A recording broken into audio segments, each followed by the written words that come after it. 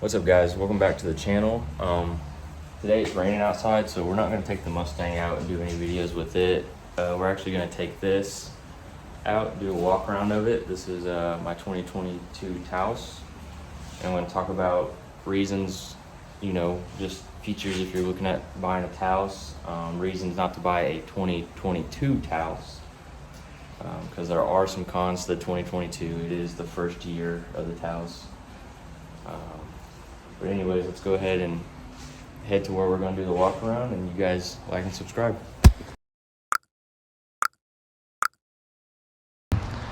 All right, guys, we're up here with the 2022 SE Taos. This is my Taos. We bought this last year at the end of the year. It's been a decent car.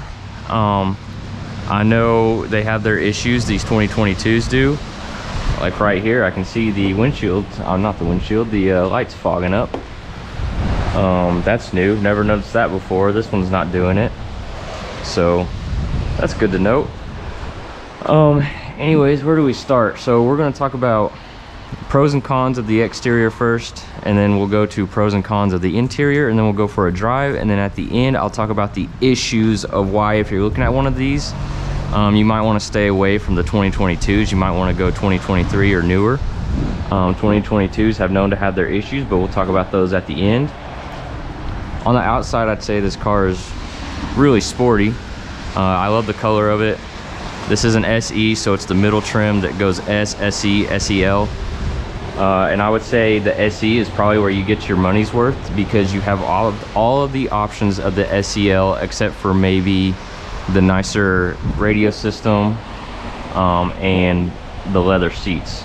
But the seats in here are nice. We'll talk about those next.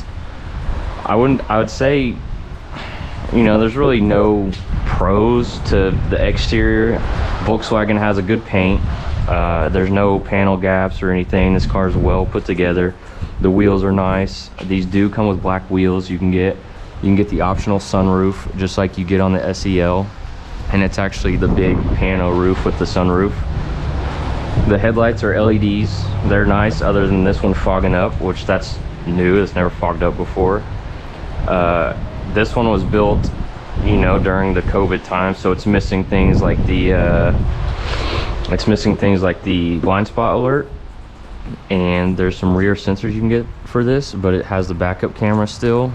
I would say the only con that I can think of for this car is that the hatch, the door isn't powered.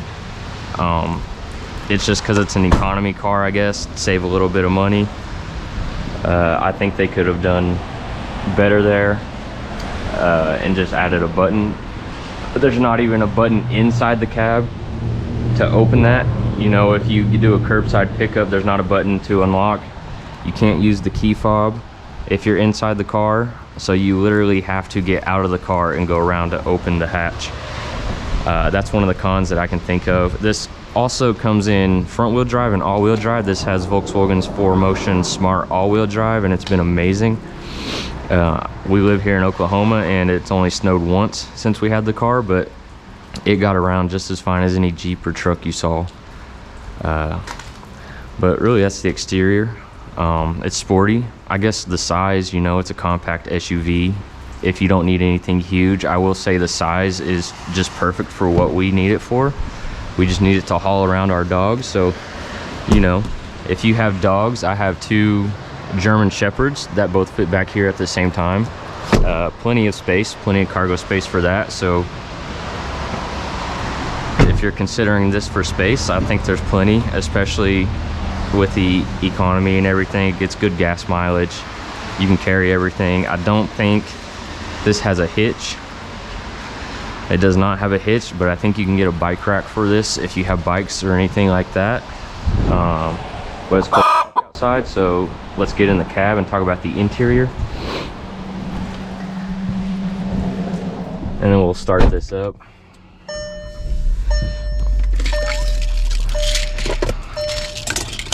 I need to clean this up a little bit. All right, so one thing One of the reasons I think the SE is the best bang for your buck is due to the fact you get the heated steering wheel, you get the heated seats on both passenger and driver. You don't get the auto climate control like most cars have nowadays. That's not a huge deal. I prefer it just because you don't have to sit here and adjust it all the time. You set it to 72 degrees and it's good to go. But as I say that, my Mustang, I set it to 72 degrees and it's too cold sometimes, whereas other cars are just right or whatever. This also has, like every newer car, has the auto start. I always turn that off. I hate it, but it's convenient that the button's right there. I know a lot of cars you have to go into the screen to turn it off. It's convenient there. So if you're thinking about one of these, I would look at the SE over the SEL, unless you want the leather seats specifically. These are like suede. I wouldn't even say they're suede. Like, they almost feel, I don't know how to explain it, they almost feel like leather, and then they got some cloth on the sides. I've seen the leather seats, they're just all black leather from what I've seen. I don't think you can get another color, but I think these look better. They're suede. They're not suede. I don't know what they are, but they're easy to clean. They wipe off. We've spilled, food on them and drinks on them, and they've cleaned off. There's no stains. It has like this blue trim. There's no, other than right there, there's like a little bit of creak. Like, the build quality is not bad in these cars. The steering wheel and the heated seats, they do get hot. Like, after 10 minutes or so of driving, I have to turn both of them down. My Mustang, the heated steering wheel only has one setting, on and off. This has 3. This gets way hotter than my Mustang does, and it's really nice, especially in the winter. My hands get cold. I don't have the best blood flow in my hands, so this helps a lot. The seats get hot. I would say my Mustang gets hotter than these seats, just something for comparison. Steering wheel gets hotter than the Mustang. Mustang seats get hotter than these seats. The only thing that's really different in this, other than the SEL, the S, it's going to be the same gauge. It's going to be similar climate. You're not going to have the nice heated seats probably. The SEL, you're going to get leather seats. I believe they're heated and cooled. You get the full digital dash, so you have the full screen. You can kind of see it. They kind of just cut it off right here. The SEL goes all the way. There's different, I had an SEL as a loaner because of the issues of this car, which we'll talk about, and some of these were different. Like, this has the I don't know what Volkswagen calls it, but it's the autopilot. You set cruise control and it stays in the lane, and you just have to touch the steering wheel every 10 seconds or so. But that actually works really well. It kind of bounces a little bit, not a whole lot, but I've noticed the SEL, you get maybe the nicer leather seats, the full dash, but there's certain things that you lose. I can't think of them right now, but you do get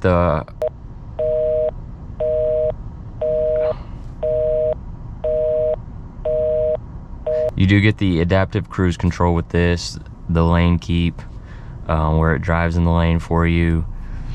You get auto brights, which you can turn that on or off. It's kind of weird. You push it forward and it turns them on. You push it forward again and then it turns your brights completely on, and then you pull it back and it turns them off.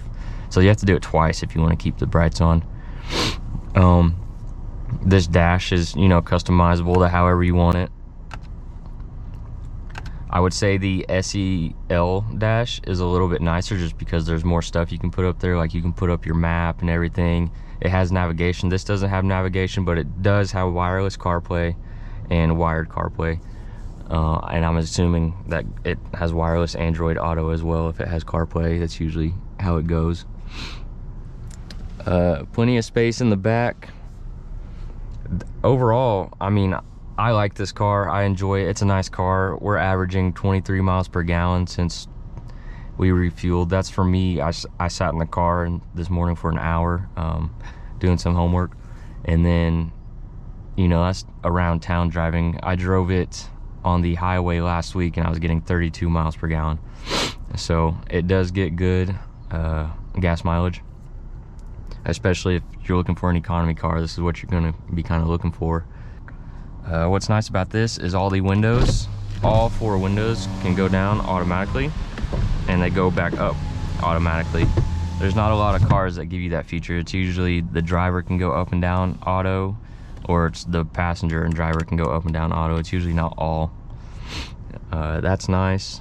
The reverse camera is pretty good. Like I said, there's no backup sensors or blind spot monitor, just due to, you know, a lot of those chips during COVID, they just kept some of those off. And I said earlier, it does come with a sunroof. We didn't get a sunroof because we didn't option this one out. We just purchased this one straight off the lot. And you can change your home screen right here. Wireless CarPlay, everything like that. And that's all the features. The stereo system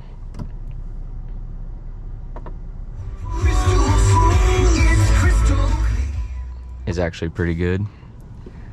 And then let's just go for a drive and see how it drives, and then we'll talk about the issues with this car. There's not, I wouldn't say they're like, when we get to those, I wouldn't say they're like major issues. They're more annoyances than anything. And if you're looking at one of these now that we're driving, I would, if you have the money and it's in your budget, I would consider, I don't think the S comes in all-wheel drive. I think it's only the SE and SEL only have that option. But I would highly recommend getting the all-wheel drive, just due to the fact that it drives a little bit better. You're more prepared for weather like this, rain, sleet, or snow, and even mud, if that's what you do. I've seen people, they put slightly bigger tires on these and maybe like an inch lift kit and take these off-roading, and they do well. Like, this does phenomenal in the snow. I can floor it and it doesn't slide one bit. I would say the driving experience with this, you know, it's not like my Mustang where I can safely hurry up and pull out in front of somebody if I need to. There's a lot of turbo lag in this. You know, if you floor it, like I'm hitting the gas right now and it just now kicked in right there. There's a lot of turbo lag, so consider that when you're buying this, that you're not going to be trying to rush and pull out in front of people. Another thing about this car, with it being a turbo, I've had a Honda Civic before and it had the turbo in it. It was a lot smoother than this car. This car, when you're taking off from a stop, it's not very smooth when that turbo kicks in. Like, you can feel it kick in. I think the Hondas were tuned a little bit better. With that being said, I drove I think it's a Volkswagen Tiguan. The turbo in that was a little bit smoother. These cars, just once that turbo kicks in, it puts you back in your seat just a little bit. Like getting on the highway, you know, I'm flooring it right now. Right there, the turbo kicked in. 45, 46. It doesn't get up to speed as fast as, you know, what you might want it to or what you would expect, especially with it being a smaller car. You would think it would have a little bit more pep to it with it being a turbo, but it's not bad. Road noise in this car, it doesn't have as much sound dampening as what's in my Mustang, and I'll let you hear it real quick and we'll compare it to the Mustang.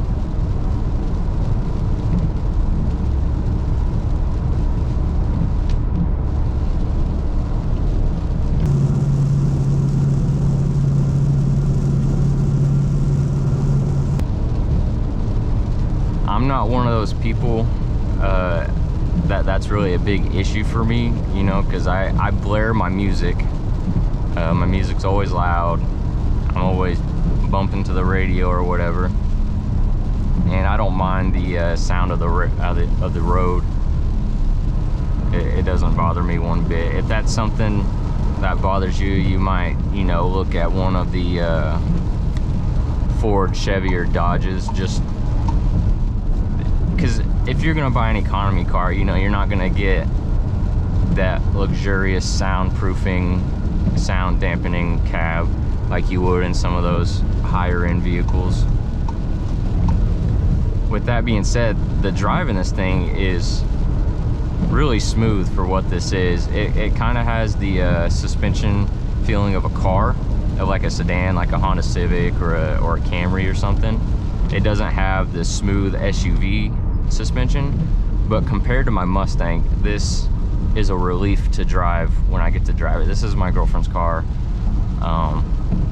so I don't drive it all the time. She's driving it all the time, so it is a relief to drive this when I get the chance, just because it is an automatic and the suspension is a lot smoother.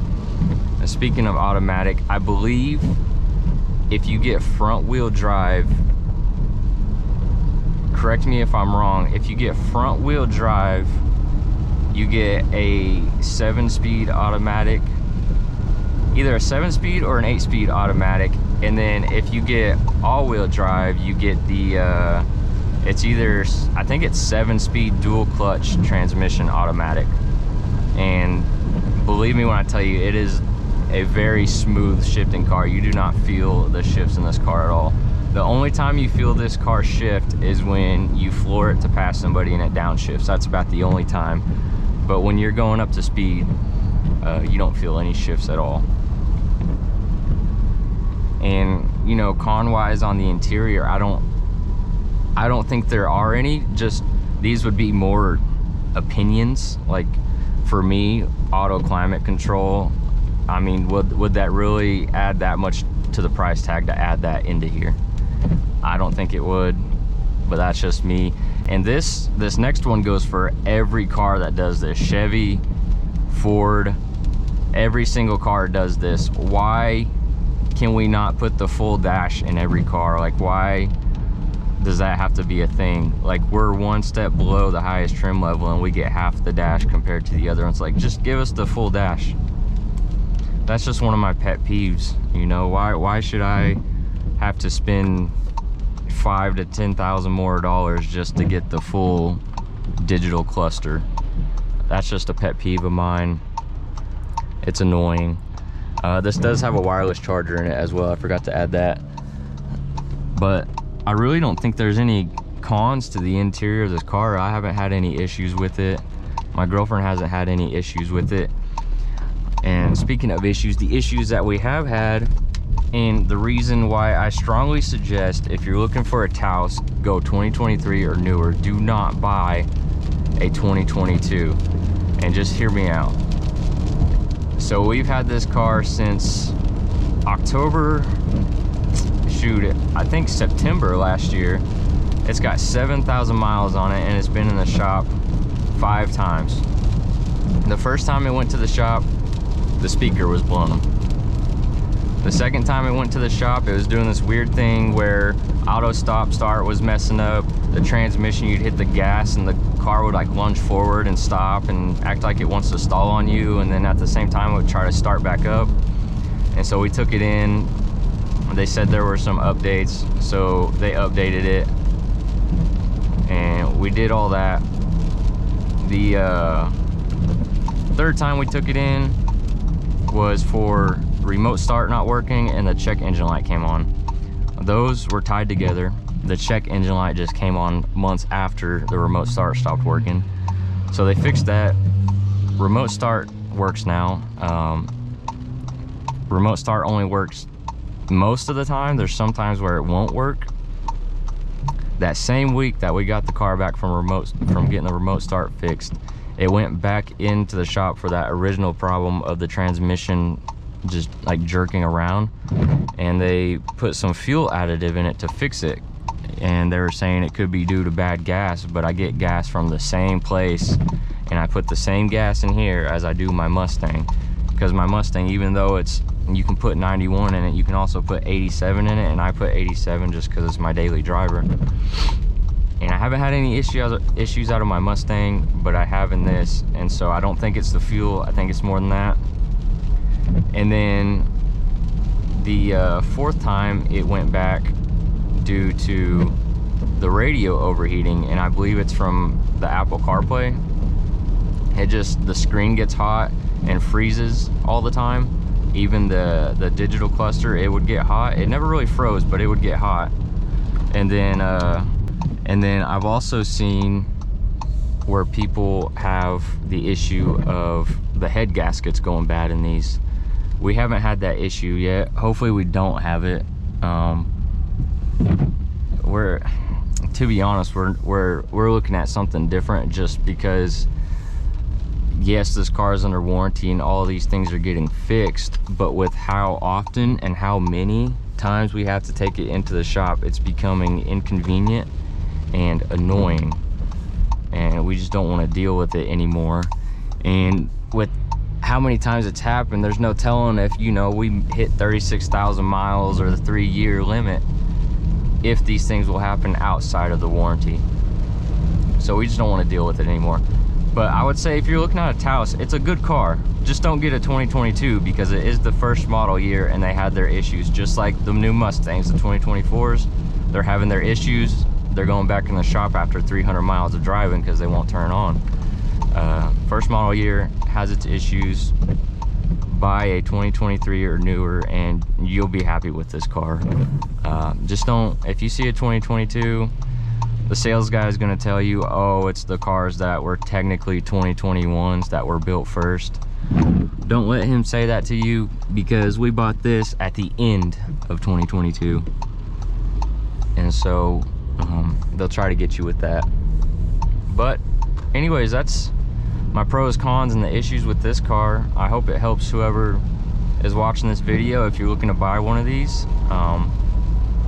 you know, if you're not looking to buy one of these and just watching the video, hit like and subscribe, because I'll do these little reviews and test drives every once in a while. I'll actually upload a silent drive in this car next week, just so you can kind of hear what it's like to drive this on the highway and in town and stuff. It'll be filmed today, so it'll be raining, so you'll get to hear some of the rain sound, but it'll just be a silent drive. Anyways, I'll see you guys next time.